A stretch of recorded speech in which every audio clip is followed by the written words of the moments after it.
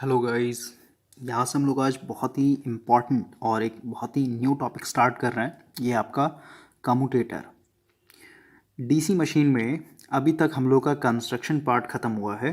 Construction की बात करें तो मैंने आपको ऑलरेडी बताया है, किसी भी रोटेटिंग मशीन में सिर्फ और सिर्फ दो पार्ट होता है।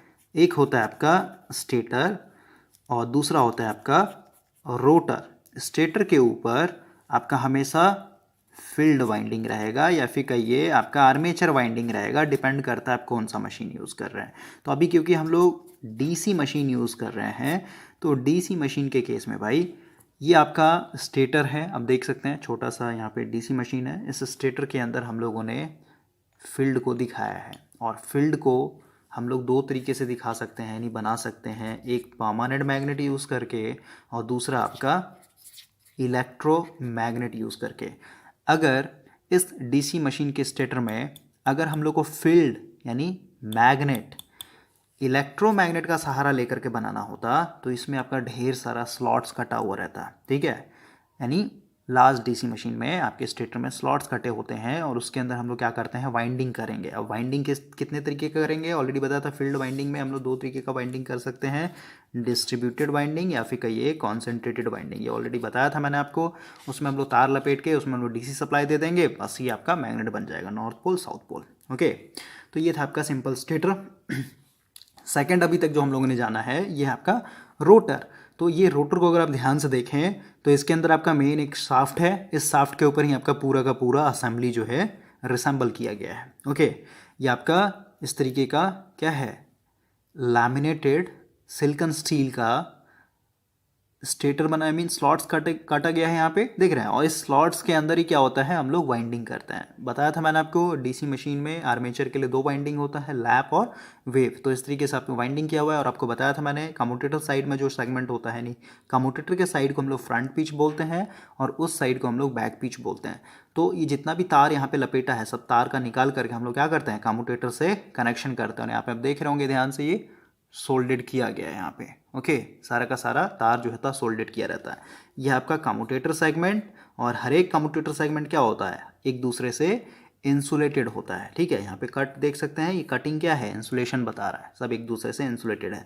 और इसी के ऊपर आपका ये ब्रश लगा होता है। पेन को आप समझिए, ये एक साइड का ब्रश है। ये जब घूमता है इस तरीके से गोल गोल, तो ब्रश के थ्रू आपका क्या होता है, अगर ये मोटर है तो ब्रश के थ्रू इसमें करंट दिया जाता है। और वही अगर इसको हम लोग जनरेटर की तरह यूज़ कर रहे हैं, तो इसी ब्रश से हम लोग आर्मेचर के अंदर के करंट को आउटपुट में सप्लाई देते हैं। ओके, तो आज हम लोग इस कम्यूटेटर को जानेंगे, ठीक है। कम्यूटेटर का काम क्या है। ओके, इसका मेन दो काम होता है भाई। सबसे पहला काम है एसी को डीसी में कन्वर्ट करना, या फिर कहिए डीसी को एसी में कन्वर्ट करना। ओके, अब ये क्वेश्चन मत पूछिएगा कि एसी को डीसी कब करेगा और डीसी को एसी कब करेगा। समझिए, डीसी को एसी हम लोग मोटर के लिए यूज़ करते हैं, यानी कम्यूटेटर जो है डीसी को बैटरी से जो आप सप्लाई दे रहे हैं उसको कन्वर्ट करके एसी में करेगा, ठीक है। और ये आपका हो जाएगा जनरेटर के लिए, यानी इसके अंदर जो एसी ईएमएफ इंड्यूस्ड हो रहा है उसको क्या करता है कम्यूटेटर, कन्वर्ट करके डीसी में आउटपुट देता है, ठीक है। तो ये हो गया आपका पहला काम। सेकंड काम होता है इसका स्टेटर मैग्नेटिक फील्ड और रोटर मैग्नेटिक फील्ड को कांस्टेंट रखना है, उनके बीच में जो एंगल होता है उसको कांस्टेंट रखेंगे। और यहीं से समझ में आएगा कि डीसी मोटर में इतना हाई टॉर्क क्यों मिलता है हम लोग को। ओके, क्योंकि इनका जो एंगल बनता है, स्टेटर मैग्नेटिक फील्ड मान लेते हैं मेरा स्टेटर का मैग्नेटिक फील्ड है, और ये मान लेते हैं मेरा रोटर का मैग्नेटिक फील्ड है। तो इनके बीच में हमेशा क्या होता है, 90 डिग्री का एंगल बना हुआ रहता है, ठीक है, इन दोनों के बीच में, जिसके चलते हम लोग को मैक्सिमम टॉर्क मिलता है। तो ये कम्यूटेटर के सहारे ही हम लोग ये दोनों एंगल को 90 डिग्री मेंटेन करने में सक्सेसफुल हो पाते हैं। सबसे पहले हम लोग समझेंगे ये कैसे एसी को डीसी में कन्वर्ट करता है। तो यहाँ तक पहुँचने से पहले हम लोग पूरा एक बार रिवाइज करेंगे, पूरा एकदम स्टार्टिंग से। स्टार्टिंग कहने का मतलब क्या हुआ, ट्रांसफार्मर को पढ़ाने से पहले, यानी ट्रांसफार्मर स्टार्ट करने से पहले मैंने आपको 10 से 11 या 12 लेक्चर मैंने आपको दिया था basic concept of rotating machine के ऊपर। उसमें मैंने आपको टॉर्क के बारे में बताया था, ठीक है। टॉर्क से ही स्टार्ट करेंगे हम लोग। तो टॉर्क मैंने आपको बताया था, दो तरीके का टॉर्क होता है। एक होता है आपका रिलक्टेंस टॉर्क, और दूसरा होता है आपका electromagnetic torque. Okay, reluctance torque कहाँ यूज होता है? ये हमेशा प्रोजेक्टेड टाइप रोटर में आएगा, या फिर कहिए साइलेंट पोल टाइप रोटर में आता है। और इलेक्ट्रोमैग्नेटिक टॉर्क कहाँ आएगा? ये आएगा आपका cylindrical rotor as well as, ये जो दोनों मैंने यहाँ प्रोजेक्टेड टाइप और साइलेंट टाइप दोनों में रहता है, ठीक है। ये मेरा कह सकते हैं इलेक्ट्रोमैग्नेटिक टॉर्क, या फिर इसी को हम लोग बोलते हैं इंटरैक्शन टॉर्क। ये मेन टॉर्क होता है मशीन का। ओके, तो सबसे पहले हम लोग आज रिलक्टेंस टॉर्क से स्टार्ट करेंगे, और अभी ये लेक्चर में भी बहुत लंबा चला जाए क्योंकि पूरा रिवाइज करते हुए चलेंगे। ओके, तो आप इसको थोड़ा सा फास्ट फॉरवर्ड करके देख लीजिएगा। सबसे पहले हम लोग स्टेटर के ऊपर थोड़ा सा बात करते हैं। मान लेते हैं मेरे पास एक स्टेटर है भाई, ठीक है। ओके, ये हो गया इसका स्टैंड जिसके ऊपर ये रखा हुआ रहता है। यहाँ पे मान लेते हैं 2 स्लॉट डला हुआ है, एक स्लॉट इधर एक स्लॉट इधर, मतलब 2 स्लॉट है कटा हुआ। इसको अगर मैं यहाँ पे 3D में दिखा दूँ तो 3D में यानी साइड व्यू दिखा रहा हूँ मैं आपको। ये आपका फ्रंट व्यू है। साइड व्यू अगर आप देखेंगे इस मशीन का तो ये कुछ इस तरीके का रहेगा। यहाँ पे इस तरीके का स्टैंड हो गया इसका, और एक स्लॉट मान लेते हैं यहाँ पे है, दूसरा स्लॉट मान लेते हैं यहाँ पे, ठीक है। तो इस तरीके से पीछे तक आपका रहेगा, समझे। यहाँ पे एक स्लॉट हो जाएगा और इसका ये यहाँ पे एक स्लॉट हो जाएगा, ठीक है। तो अभी इसके अंदर अगर मैं तार डालूंगा तो तार कैसे जाएगा? ये इस तरीके से होते हुए फिर पीछे से निकलते हुए इस तरीके से होकर के बाहर निकल जाएगा, क्लियर। और इसको अगर मैं यहाँ पे बैटरी से जोड़ दूँ तो कहिएगा ना कि एक तार के अंदर करंट अंदर की तरफ जा रहा होगा तो दूसरे में बाहर की तरफ आ रहा होगा। ओके, और ऐसे भी नहीं समझ में आ रहा तो सिंपल समझिए, नॉर्थ पोल है, ये साउथ पोल है, यहाँ पे जो कंडक्टर रख रहे थे हम लोग, ठीक है। यहाँ पे अगर मान लेते हैं बैटरी से मैं जोड़ दे रहा हूँ तो ये मान लेते हैं इसके अंदर करंट अंदर गया तो दूसरे में मेरा बाहर निकलेगा, सही बात है। तो हम लोग इसको फ्रंट व्यू से देखेंगे, इधर से देखेंगे तो क्या दिखेगा? एक यही दिखेगा ना। ऐसा मान लेते हैं क्रॉस है, यानी करंट अंदर की तरफ जा रहा था, इधर से मेरा करंट बाहर की तरफ निकल रहा होगा, सही बात है।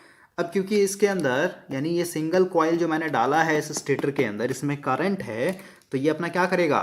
मैग्नेटिक फील्ड बनाएगा ना। तो मैग्नेटिक फील्ड कैसे बनाएगा? ये क्योंकि क्रॉस यानी अंदर तरफ है तो आप अपना राइट हैंड रूल लगाइए तो ये अपना मैग्नेटिक फील्ड इस डायरेक्शन में बनाएगा। ओके, और क्योंकि ये करंट बाहर की तरफ निकल रहा है तो ये अपना magnetic field anti clockwise direction में बनाएगा, ठीक है। यानी आप देख रहे हैं कि जो मेरा मैग्नेटिक फील्ड है ये डाउनवर्ड डायरेक्शन में नेट आएगा। इसका मतलब क्या हुआ कि यहाँ पे एक मेरा नॉर्थ पोल बनेगा और यहाँ पे मेरा एक साउथ पोल बनेगा, सही बात है। तो इस पूरे स्टेटर को हम लोग सिंपली दिखा सकते हैं कुछ इस तरीके से। तो थोड़ा सा छोटा बना देता हूं मैं।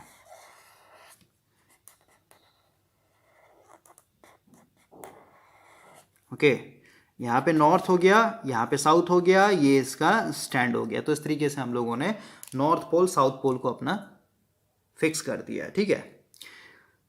अभी क्योंकि स्टेटर के अंदर कोई भी कुछ भी नहीं है, खाली है, सिर्फ और सिर्फ एयर है, इधर सब एयर भरा हुआ है। अभी रोटर को हम लोग यहाँ पे प्लेस नहीं कर रहे हैं भाई। तो आप कहेंगे ना कि नॉर्थ से निकल करके मैग्नेटिक फील्ड साउथ में इन कर रहा होगा, इस तरीके से, सही बात है। अभी इसमें हम लोग रोटर रखेंगे, ठीक है। तो रोटर रखेंगे तो यहाँ पे आइए, ठीक है।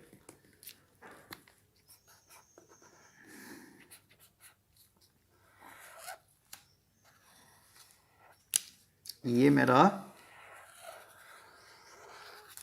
स्टेटर हो गया, नॉर्थ पोल साउथ पोल, और बीच में मैंने यहाँ पे मान लेते हैं प्रोजेक्टेड टाइप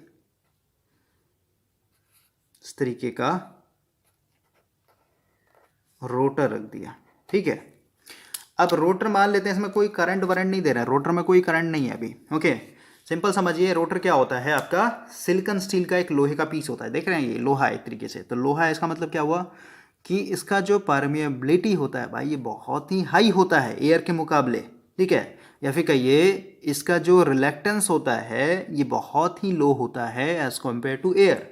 तो अब क्या होगा, यहाँ से जो मैग्नेटिक फील्ड लाइन निकल रहा था ना, ये अब इस लोहे से होकर के इस तरीके से घुस करके इस तरीके से होकर के ऐसे जाएगा।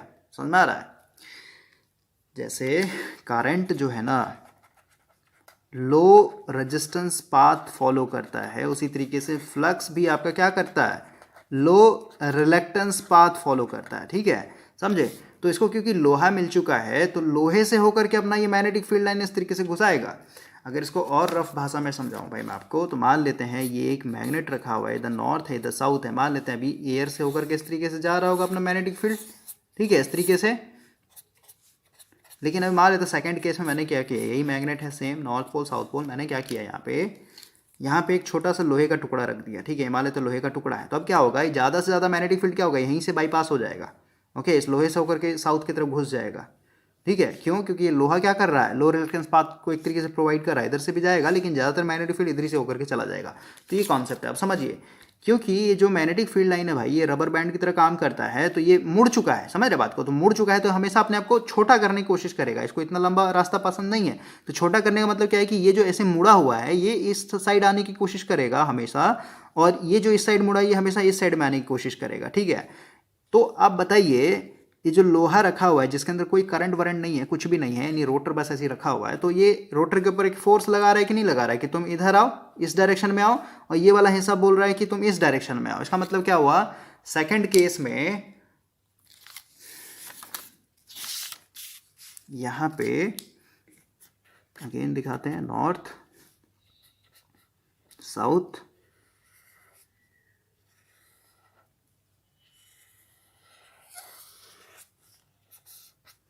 यहाँ पे क्योंकि ये फ्लक्स यानी मैग्नेटिक फील्ड लाइन इधर जाएगा, ये इधर जाएगा, तो आप कहेंगे ना कि इस रोटर को एकदम अपने अलाइन कर लेगा ये। ठीक है, इस तरीके से अपने रोटर को सीधा कर देगा। तो इस रोटर के ऊपर एक टॉर्क लगा कि नहीं लगा इस डायरेक्शन में, बोलिए? और ये टॉर्क कौन सा है, ये टॉर्क आपका रिलेक्टेंस टॉर्क कहलाता है, और ये फिर अपना मैग्नेटिक फील्ड इस तरीके से स्ट्रेट करके नॉर्थ से साउथ की तरफ लेकर के चला जाएगा। तो रिलेक्टेंस टॉर्क हमेशा क्या करता है, रोटर को अपने अलाइनमेंट में लाने की कोशिश करेगा। ठीक है, और ये किस रोटर पे लगेगा, हमेशा इसी तरीके के। देख रहे हैं ये पोल इसका प्रोजेक्टेड यानी बाहर की तरफ निकला हुआ, इसलिए इसको प्रोजेक्टेड टाइप बोलते हैं, फिर साइलेंट बोलते हैं। ओके, लेकिन वही अभी अगर मान लेते हैं ये नॉर्थ, आपका अगेन साउथ, ये आपका पूरा स्टेटर हो गया दो पोल का। अभी इसमें मान लेते हैं भाई कि मैं सिलेंड्रिकल टाइप का रोटर डाल देता हूँ। ठीक है, सिलेंड्रिकल टाइप का रोटर, अगेन इस रोटर में कोई करंट वरेंट नहीं है। ठीक है, तो आप बताइए, तो यहाँ पे कोई रिलेक्टेंस टॉर्क लगेगा क्या?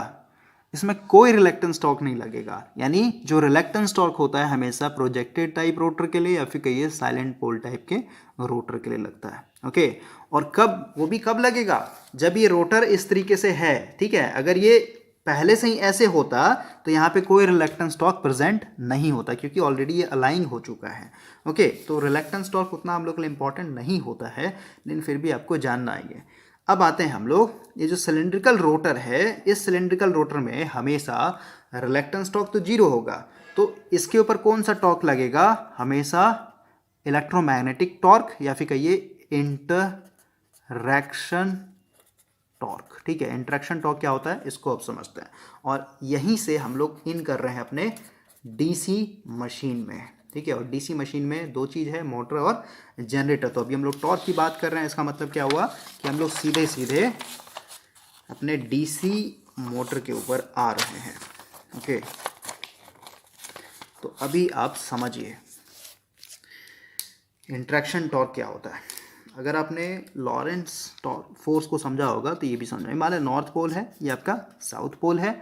ओके, और यहाँ पे इस तरीके से कंडक्टर रखा हुआ है, और इस कंडक्टर के अंदर हम लोग यहाँ पे अभी कनेक्शन देने के लिए तो हम लोग या तो स्लिप रिंग यूज़ करते हैं या तो स्प्लिट रिंग यूज़ करते हैं। ठीक है, लेकिन अभी मैं बेसिक तरीके से समझा रहा हूँ तो उस पर भी आएंगे। मान लेते मैंने यहाँ पे सॉलिड कनेक्शन किया हुआ है। ठीक है, तो ये मेरा क्या होगा, करंट अंदर की तरफ होगा। करंट मान लेते ए है कंडक्टर नंबर, ये कंडक्टर नंबर ए डैश है, तो इधर अंदर तरफ जा रहा है, इधर मेरा बाहर की तरफ जा रहा है। ठीक है, समझ में? अब आपको पता है भाई कि अगर हम लोग लेफ्ट हैंड रूल यूज़ करें तो ये इंडेक्स फिंगर क्या होता है, मैग्नेटिक फील्ड को बताता है। ओके, तो मैग्नेटिक फील्ड किधर है मेरा, नॉर्थ से साउथ की तरफ, इस डायरेक्शन में मेन मैग्नेटिक फील्ड। तो ये हो गया मेरा मैग्नेटिक फील्ड। करंट मेरा किधर, अंदर की तरफ, इसका मतलब क्या हुआ, ऐसे रखना पड़ेगा। ये मेरा करंट का डायरेक्शन हो गया, ये मेरा मैग्नेटिक फील्ड का डायरेक्शन हो गया। तो थंब क्या बताता है, फोर्स। तो फोर्स क्या लगेगा इस कंडक्टर के ऊपर, नीचे। उसी तरीके से यहाँ पे देखें तो अभी मैग्नेटिक फील्ड इधर, इसमें करंट किधर तरफ है, बाहर की तरफ दिखा दिया। फोर्स किधर लगेगा, ऊपर की तरफ, यानी यहाँ पे ऊपर की तरफ। यानी क्या होगा कि ये जो कंडक्टर है मेरा, ये जो कंडक्टर है, ठीक है, ये आपके लिए मॉडल मैंने बनाया हुआ है, ठीक है, इस पर भी बात करेंगे, अभी बस बेसिक समझ रहे हैं। ये मेरा कंडक्टर ए था, इधर मेरा ए डैश है, तो ये एंटी क्लॉकवाइज डायरेक्शन में ऐसे घूमने की कोशिश करेगा, समझ में, ऐसे। ओके, तो अभी क्यों फोर्स लगा, यहाँ पे क्यों फोर्स लगा, इसको हम लोग फाइंड आउट करते हैं। थोड़ा सा इसको हम लोग और माइक्रोस्कोपिक लेवल में समझेंगे। तो ये नॉर्थ पोल है, ये आपका साउथ पोल है, यहाँ से आपका ढेर सारा इस तरीके से मैग्नेटिक फील्ड लाइन जा रहा होगा, जो कि हम लोग नेकेड आई से नहीं देख पा रहे हैं। ओके, और अभी हम लोग सिर्फ और सिर्फ कंडक्टर ए को लेकर के चल रहे हैं। तो यहाँ पे मेरा कंडक्टर ए रखा हुआ है, और क्योंकि आप देख रहे हैं कंडक्टर ए में मेरा करंट अंदर तरफ जा रहा है, यानी क्रॉस में दिखा देता हूँ इस तरीके से, ठीक है। ओके, तो क्रॉस दिखाया भाई, मतलब मैग्नेटिक फील्ड क्या होगा, क्लॉकवाइज डायरेक्शन में बनेगा इसका। तो यहाँ पे मैं मैग्नेटिक फील्ड इसका क्लॉकवाइज डायरेक्शन में दिखा देता हूँ, यानी ऊपर में इस तरीके से, नीचे में आपका इस तरीके से, राइट। तो आप देख रहे हैं कि ऊपर वाला जो करंट कैरिंग कंडक्टर के चलते जो मैग्नेटिक फील्ड बन रहा है, ये मेन मैग्नेटिक फील्ड के डायरेक्शन के साथ अलाइंग हो रहा है। लेकिन नीचे में देख रहे हैं, ये मेन मैग्नेटिक फील्ड इधर भाग रहा है, तो कंडक्टर के चलते जो मैग्नेटिक फील्ड भाग रहा है वो इधर भाग रहा है, यानी दोनों अपोजिट है, ठीक है, यानी अपोज कर रहा है। इसका मतलब क्या हुआ, नॉर्थ साउथ, ऊपर वाला फ्लक्स स्ट्रांग हो जाएगा। यहाँ पे मेरा कंडक्टर रखा हुआ था, कंडक्टर ए नाम दे देते हैं, कंडक्टर ए रखा हुआ है, तो ऊपर वाला स्ट्रांग हो जाएगा, यानी इस तरीके से आपका पूरा का पूरा मैग्नेटिक फील्ड चला जाएगा। नीचे में आपका क्या होता है, मैग्नेटिक फील्ड कमजोर हो जा रहा है, क्योंकि आप देख रहे हैं अपोज कर रहा है। ओके, तो आप कहेंगे ना कि यहाँ से अगेन ये बैंड हो गया, तो आप कहिएगा ना इस कंडक्टर, यानी ये जो कंडक्टर ए है, इसके ऊपर डाउनवर्ड डायरेक्शन में फोर्स लगेगा। वही चीज़ हम लोगों ने डायरेक्ट अपने लेफ्ट हैंड रूल को यूज़ करके फाइंड आउट किया था, ठीक है। यहाँ पे देख रहे हैं डाउनवर्ड डायरेक्शन में फोर्स लग रहा है। इसी तरीके से केस 2 में अभी हम लोग कंडक्टर ए डैश को देखें अगर, तो ये नॉर्थ हो गया, इधर साउथ हो गया, यहाँ पे ढेर सारा मैग्नेटिक फील्ड लाइन इस तरीके से गुजर रहा होगा। यहाँ पे मेरा कंडक्टर रखा हुआ ए डैश, जिसमें करंट डॉट है, मतलब बाहर की तरफ आ रहा है, तो ये एंटी क्लॉकवाइज मैग्नेटिक फील्ड बनाएगा अपना।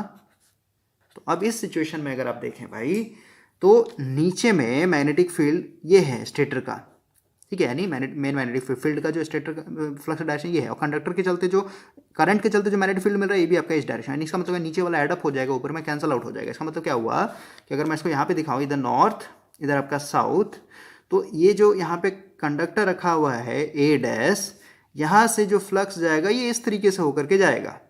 ओके, इस तरीके से आपका बैंड हो जाएगा, नीचे में स्ट्रांग हो जाएगा। तो कहिएगा ना इसके ऊपर डायरेक्शन, क्योंकि ये अपने को सीधा करेगा तो ऊपर इसको धकेलेगा, ठीक है। इसका मतलब इधर ऊपर लग रहा है और इधर आपका नीचे लग रहा है। तो दोनों को अगर मैं एक साथ करके दिखा दूं, यहाँ पे नॉर्थ साउथ, ये आपका इस तरीके का, सॉरी कंडक्टर दिखाते हैं, यहाँ पे क्रॉस है, यहाँ पे डॉट है, ठीक है। तो जो मैग्नेटिक फील्ड लाइन जा रहा है ना, यहाँ पे गड़बड़ हो गया भाई, इसको हम लोग यहाँ पे दिखा देते हैं दोनों को, नॉर्थ साउथ, यहाँ पे क्रॉस, यहाँ पे डॉट, कंडक्टर ए डैश, ये आपका इस तरीके से होकर के जा रहा है, और ये इस तरीके से बैंड होकर के जा रहा है, ठीक है, इस तरीके से।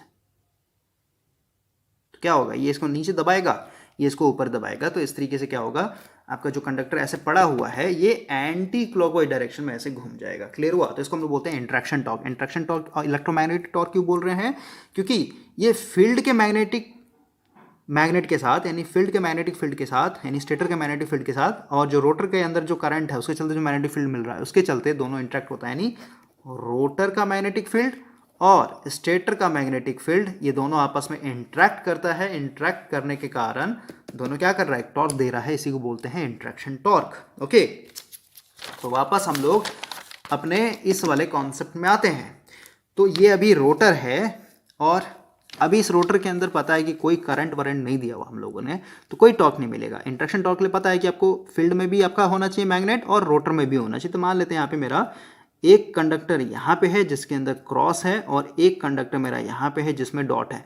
तो अब देख रहे हैं, अब जब मैंने यहाँ पे क्रॉस और डॉट दिखा दिया, इसका मतलब क्या होता है कि इसके अंदर करंट आ चुका है, ठीक है। कैसे दिया होगा, स्लिप रिंग के सहारे दिया होगा, ठीक है, ऐसे समझिए। तब कहेंगे ना कि ये कंडक्टर मेरा इधर भागेगा, और एक कंडक्टर इधर की तरफ भागने की कोशिश करेगा, और क्योंकि ये रोटर के अंदर कंडक्टर घुसा के डाला यानी लॉक है, तो ये पूरे रोटर को ही घुमा देगा इस डायरेक्शन में, एंटी क्लॉकवाइज डायरेक्शन में पूरे रोटर को ही घुमा देगा।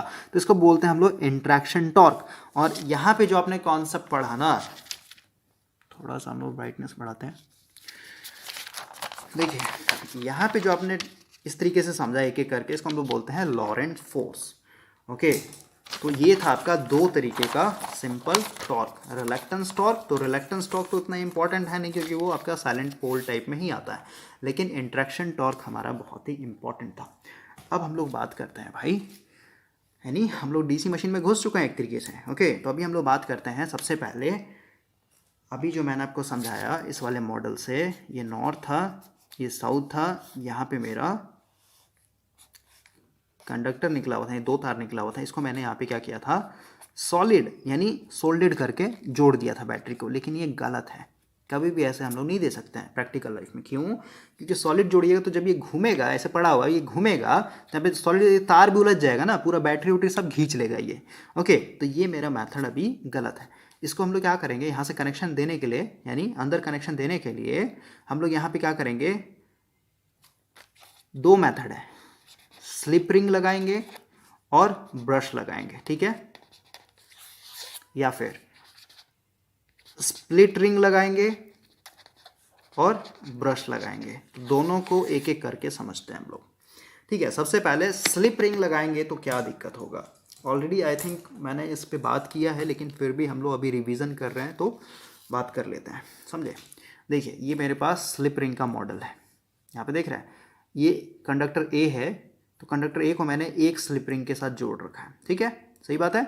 और ये मेरा कंडक्टर ए डैश है, तो इसको मैंने दूसरे स्लिप रिंग के साथ जोड़ रखा है, और ये दोनों स्लिप रिंग क्या है, एक दूसरे से इंसुलेटेड है, इलेक्ट्रिकली इंसुलेटेड है, क्योंकि ये लकड़ी के ऊपर मैंने दोनों को लगाया हुआ है, ठीक है। ओके, और इसको अगर मैं डायग्राम से समझाने की कोशिश करूं तो ये मान लेते मेरा पूरा साफ्ट हो गया, इस साफ्ट के ऊपर मान लेते इधर मेरा इसके अंदर वाइंडिंग किया हुआ होगा इस तरीके से, और यहाँ पे इस तरीके का स्लिप रिंग लगा देते हैं, पहला स्लिप रिंग, और यहाँ पे मान लेते हैं दूसरा स्लिप रिंग, क्योंकि इसमें हम लोग डीसी सप्लाई देना चाहते हैं, इसलिए दो ही स्लिप रिंग लगाया मैंने, या फिर कहीं सिंगल फेज मैंने वाइंडिंग किया इसलिए दो स्लिप रिंग लगाया, ठीक है। तार यहाँ से जो निकला होगा, जैसे आप देख रहे हैं ना, यहाँ से दो तार निकला है ना भाई, एक ये तार और एक ये तार, ठीक है। तो मान लेते हैं यहाँ से जो दो तार निकला, या फिर इसको ऐसे समझ लीजिए ना, हाँ उतना कॉम्प्लिकेटेड क्यों करें, या फिर रुकिए इसको फिर से बनाते हैं, ईजी हो जाएगा हम लोग के लिए। ये हो गया आपका ए, ये हो गया आपका ए डैश, ठीक है। और ये पूरा पूरा इमेजिन कीजिए साफ्ट पे लगा हुआ है, ठीक ना। यहाँ पे मैंने स्लिप रिंग लगाया हुआ है, एक स्लिप रिंग, ये आपका दूसरा स्लिप रिंग, इस ए को मैंने इसके साथ जोड़ दिया पूरा पूरा, यहाँ पे देख रहे हैं एक कंडक्टर को मैंने इस स्लिप रिंग के साथ जोड़ दिया, तो यहाँ पे सोल्डेड कर दिया मैंने। दूसरे वाले स्लिप रिंग को भी मैंने क्या किया है, इसके साथ जोड़ दिया है, ठीक है, इस तरीके से मैंने जोड़ दिया है। अब जो मेरा ब्रश लगेगा ना, क्योंकि ये जो स्लिप रिंग है भाई, ये स्लिप रिंग क्या है, पूरा का पूरा स्मूथ सरफेस होता है ना, इसको पहले हम लोग एक साफ्ट लगा देते हैं ऊपर में, ये पूरा साफ्ट पे इस तरीके से फिक्स है, ओके। जैसे यहाँ पे ये साफ्ट लकड़ी का काम कर रहा है ना, ओके। तो यहाँ पे हम लोग ये ब्रश लगा देते हैं हम लोग, ठीक है, इस तरीके से ये ब्रश हो गया, और यहाँ से हम लोग सप्लाई दे देंगे प्लस माइनस इस तरीके से, ठीक है। तो यहाँ से क्योंकि ये स्लिप रिंग देखिए, जब ये आर्मेचर घूमेगा, जैसे ये घूम रहा है ना, तो स्लिप रिंग भी तो घूम रहा है, समझ रहे, लेकिन ये स्मूथ सरफेस होता है, इसका ऊपर वाला स्मूथ सरफेस होता है, ये इसको पेन को मानिए ब्रश है, ठीक है। तो इस तरीके से क्या होगा, हमेशा कांटेक्ट बना हुआ रहेगा, घूमते रहेगा, ये कांटेक्ट बना हुआ रहेगा, यानी इससे करंट जो है अंदर, यानी करंट अंदर जाता रहेगा, ठीक है। तो ये है, यानी यहाँ से इस ब्रश से होकर के ये आपका जाते रहेगा। तो अब समझिए, ये प्लस है, ये माइनस है, यहीं पे समझ लीजिए इस तरीके से, ये जो स्लिप रिंग है, ये स्लिप रिंग से होकर के ये क्या होगा, इधर जाएगा आपका प्लस, यानी इसके अंदर करंट अंदर की तरफ जाएगा, और इधर से होकर के ये आपका बाहर की तरफ जाएगा, क्लियर। अभी इसको थोड़ा सा ऐसे कर लेते हैं, कोई नहीं, इतना भी कॉम्प्लिकेटेड नहीं है भाई, इजी है। ओके, तो अभी स्लिप रिंग वाले मॉडल को हम लोग समझ रहे हैं। फिर से हम लोग यहाँ पे डायग्राम बनाते हैं और उसको हम लोग थोड़ा सा वर्टिकली बनाएंगे, ठीक है।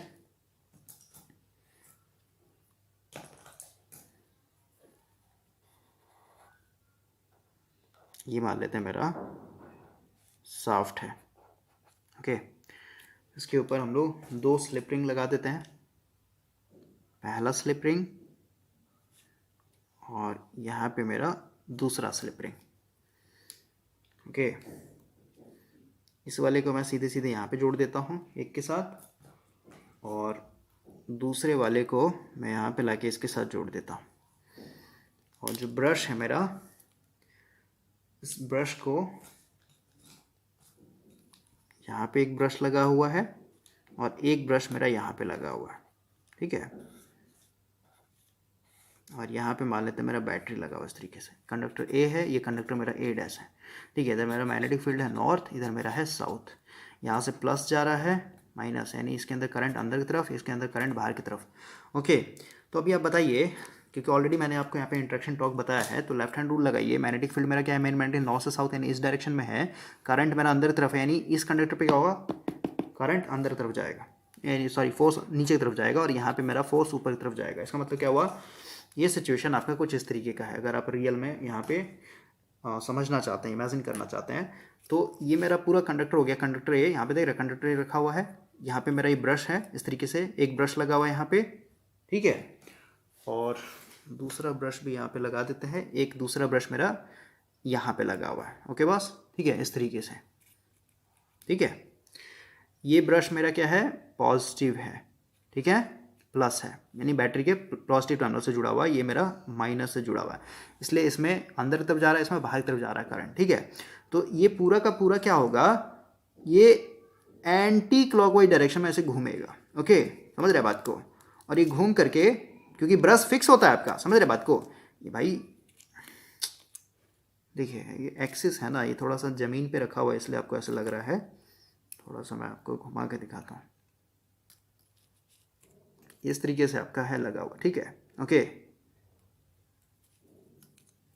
या फिर आप मेरे फिंगर को समझिए ना, ये ब्रश है, ठीक है, ये ब्रश है, और फिंगर पे मैं थोड़ा सा अगर लिख लूँ,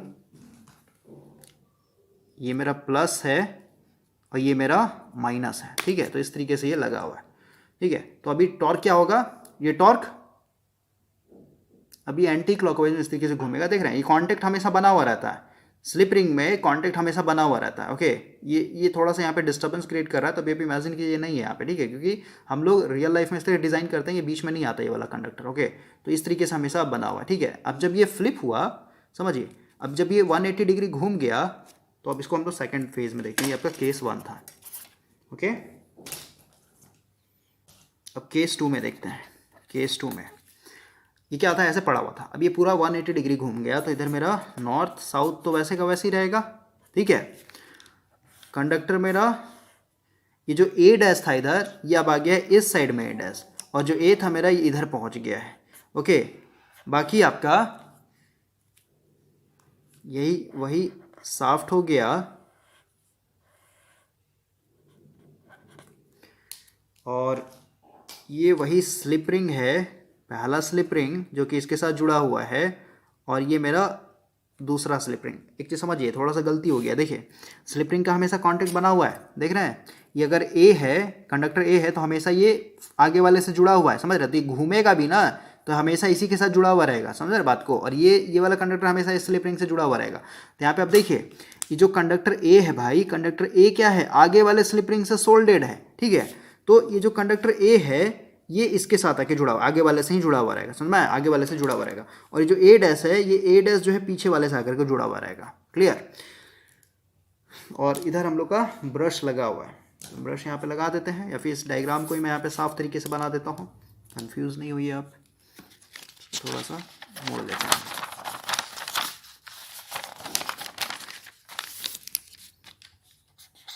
नॉर्थ साउथ,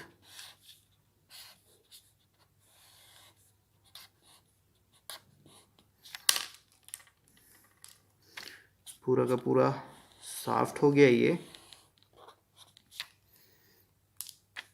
पहला स्लिप रिंग, ये मेरा दूसरा स्लिप रिंग। तो पहले वाले स्लिप रिंग से कौन जुड़ा हुआ है? Conductor A. तो क्योंकि ये 180 डिग्री घूम गया तो कंडक्टर ए इधर आ गया होगा, ए डैश मेरा इधर आ गया होगा। तो कंडक्टर ए को हम लोग किसके साथ जोड़ते हैं? ये फर्स्ट वाले के साथ जोड़ देते हैं, ठीक है, इस तरीके से। और ये कंडक्टर ए डैश किसके साथ जुड़ा हुआ होगा? कंडक्टर ए डैश जो है मेरा इस वाले के साथ जुड़ा हुआ होगा, ओके। और आप देख रहे हैं कि जो ब्रश है, ब्रश का पोजीशन तो फिक्स होता है ना, ब्रश मैं इस साइड लगाता हूँ इस बार, ठीक है। ब्रश मान लेते हैं मेरा इधर लगा हुआ है, ठीक है, वही ब्रश है भाई, लेकिन बस इस साइड दिखा रहा हूँ क्योंकि इस साइड दिखाने के लिए जगह नहीं बचा हुआ है, ओके। ये दोनों ब्रश लगा हुआ है, ठीक है। और ये ब्रश ऊपर वाला क्या था? हमेशा पॉजिटिव, और ये आपका हमेशा नेगेटिव, ओके। तो इस सिचुएशन में देखिए ये जो ब्रश है, ये जो ब्रश है भाई, अगेन क्या करेगा? इसके अंदर करंट अंदर की तरफ डालेगा और इसके अंदर करंट बाहर की तरफ निकलेगा, ठीक है। ए में अंदर की तरफ और ए डैश में बाहर की तरफ, समझ रहे हैं? सोचने वाली बात है ना भाई। ब्रश तो आपका हमेशा इस वाले स्लिप रिंग से लगा हुआ है ना, समझ रहे बात को। ये ब्रश अगर बैटरी से यहाँ तो फिक्स होगा, ये बैटरी से जुड़ा हुआ है, ये ब्रश भी जुड़ा हुआ है, ठीक है। और ये हमेशा स्लिप रिंग 1 के साथ जुड़ा हुआ है, ठीक है। तो ये हमेशा पॉजिटिव रहेगा, ठीक है। ये जो आगे वाला स्लिप रिंग है ये हमेशा पॉजिटिव ही रहेगा, और ये पीछे वाला जो स्लिप रिंग है ये हमेशा नेगेटिव ही रहेगा, ओके। इसलिए इसके अंदर करंट अंदर तरफ दिखाया, मतलब यहाँ पे करंट अंदर तरफ है तो यहाँ पे भी करंट अंदर तरफ ही होगा। कंडक्टर ए में करंट हमेशा अंदर तरफ ही रहेगा स्लिप रिंग के केस में, ओके। और जो कंडक्टर ए डैश है यहाँ पे आपका क्या होता है? हमेशा बाहर की तरफ। अगर यहाँ पे है तो यहाँ पे भी आपका बाहर की तरफ ही रहेगा। ये सब इमेजिन करने वाली बात है, करने वाली बात भी नहीं है, यहाँ पे सब चीज़ बता रहा हूँ मैं आपके लिए, ओके। तो इस सिचुएशन में अगर आप देखें, अगेन आप अपना लेफ्ट हैंड रूल यूज़ कीजिए। सबसे पहले ए डैश पे देखते हैं, ए डैश पे कैसा टॉर्क लगता है। तो ये हो गया मेरा मैग्नेटिक फील्ड, ठीक है। कंडक्टर मेरा बाहर की तरफ, यानी करंट बाहर की तरफ, तो फोर्स मेरा क्या होगा? अपवर्ड डायरेक्शन में लगेगा, ऊपर की तरफ। और यहाँ पे मेरा डाउनवर्ड। इसका मतलब क्या हुआ? इस सिचुएशन में ये आपका क्लॉकवाइज डायरेक्शन में घूमने की कोशिश करेगा।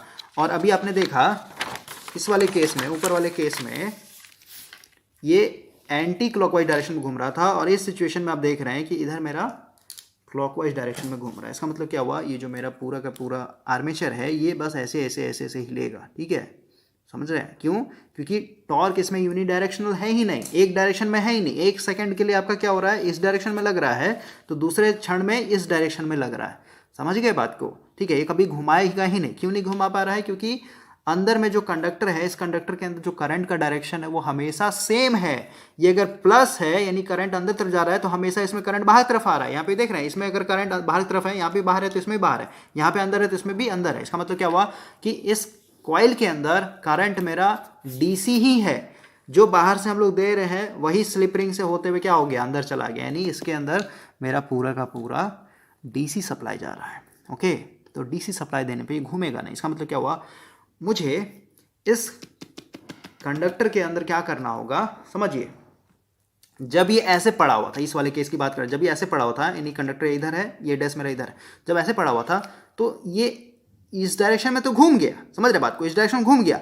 लेकिन अब अगेन इसी डायरेक्शन में इसको टॉर्क चाहिए, इसी डायरेक्शन में टॉर्क चाहिए, यानी एंटी क्लॉकवाइज डायरेक्शन में। अगर मान लेते हैं भाई इस केस में अभी जो टॉर्क मिल रहा है ये क्लॉकवाइज डायरेक्शन में मिल रहा है, लेकिन इमेजिन कीजिए कि अगर मेरे को इस डायरेक्शन में यानी एंटी क्लॉकवाइज डायरेक्शन में टॉर्क चाहिए होता तो क्या करना होता? हम लोग को कुछ नहीं करना होता। ये जो करंट अंदर तरफ जा रहा है ना, इसको हम लोग किसी तरीके से बाहर तरफ जो निकल रहा है इसको किसी तरीके से अंदर तरफ कर देते, और ये जो अंदर तरफ जा रहा है इसको किसी तरीके से बाहर की तरफ कर देते, तो ऑटोमेटिक मेरा जो टॉर्क होता अगेन क्या होता? एंटी क्लॉकवाइज में ही लगता। इसका मतलब क्या हुआ कि इस कंडक्टर के अंदर में जब ये फर्स्ट केस में था, यानी फर्स्ट पोजीशन में पड़ा हुआ था, इस वाले पोजीशन में पड़ा हुआ था, तो ये एंटी क्लॉकवाइज में घूमा, और घूमने के बाद अब इस कंडक्टर के अंदर क्या होना चाहिए? यूनि डायरेक्शन टॉर्क पाने के लिए इसके अंदर का करंट भी क्या होना चाहिए? रिवर्स हो जाना चाहिए, ठीक है, चेंज हो जाना चाहिए। यानी यहाँ पे अगर करंट मेरा जैसे ए को दिखाएं तो क्रॉस है ना, अंदर की तरफ है, तो इस साइड में आते ही मतलब 180 डिग्री घूमते ही इधर क्या होना चाहिए? इधर डॉट हो जाना चाहिए, ठीक है। यानी आर्मेचर के अंदर मेरा एसी होना चाहिए। अगर अल्टरनेट करंट इसके अंदर रहेगा तो मेरा जो टॉर्क होगा वो यूनि डायरेक्शनल रहेगा, ठीक है। अब यूनि डायरेक्शनल टॉर्क कैसे दें? सोचने वाली बात है। तो यूनि डायरेक्शनल टॉर्क देने के लिए हम लोग क्या कर रहे हैं? ये जो स्लिप रिंग मेथड है इसको हटा करके हम लोग सीधे सीधे स्प्लिट रिंग पे आएंगे। यानी यहाँ पे आप देख सकते हैं इंजीनियरिंग का एक्चुअल मीनिंग क्या होता है, ठीक है। हम लोग क्या कर रहे हैं यहाँ पे? सिंपल, ये 2 रिंग यूज किया ना, ये दोनों रिंग में से एक रिंग को हटा दिया, निकाल दिया मैंने। देख रहे हैं यहाँ पे एक रिंग को हटा दिया, मतलब यहाँ पे एक ही रिंग है, ये एक ही रिंग है, लेकिन ये एक रिंग क्या है, बीच में कटा हुआ है दोनों तरफ से, इधर से भी कटा हुआ है और इधर से भी आप देख रहे हैं, इधर से भी आपका कटा हुआ है, ठीक है, यानी दोनों एक दूसरे से आइसोलेटेड है। थोड़ा सा ये नज़दीक आ गया है, लेकिन आप समझिए, ठीक है, ये दोनों आपस में कटा हुआ है, ठीक है। अब ये इस तरीके से कट करने के कारण अब देखिए कैसे ये अंदर में रोटेशन होते ही कैसे आपका ये करंट चेंज हो जाएगा। तो अभी हम लोग भाई सबसे पहले स्प्लिट रिंग वाले मेथड पे आते हैं, ओके।